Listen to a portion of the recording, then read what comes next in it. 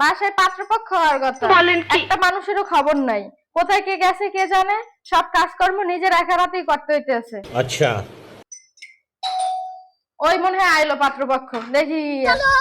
ওই মেহমান চলে এলো। আসসালামু আলাইকুম। ওয়ালাইকুম আসসালাম। কেমন আছেন? ভালো আছি। আপনারা ভালো আছেন? আসতে তো কোনো অসুবিধা হয় নাই? আলহামদুলিল্লাহ ভালো আছি। আসতে তেমন কোনো অসুবিধা হয় নাই, কিন্তু ঢাকা শহর তো রাস্তায় একটু জ্যাম বেশি, এজন্য একটু লেট হয়ে গেছে। ভিতরে अच्छा। আসেন আপনারা, বসেন আপনারা। ठीक है।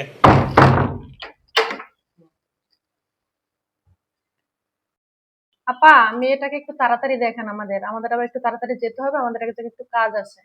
ঠিক আছে, আপনারা বসেন, আমি মেয়েকে নিয়ে আসি। বসো মা, বসো।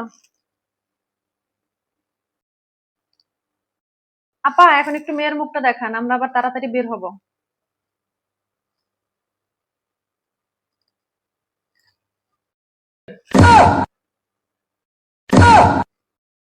তোমার কি মাইয়া পছন্দ হয়েছে? আরে মাইয়ের মুখে দাড়ি মুখ ভরা। তাইলে বিয়ে বাদ। মা, এখন তুমি ঘরে যাও।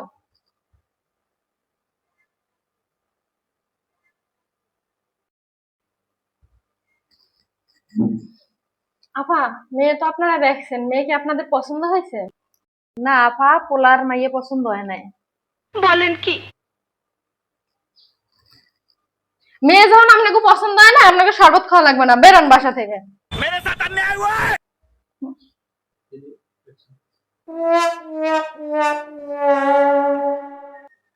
আপনারা এখনো বই রয়েছেন, যান বাইরে আমার বাসা থেকে।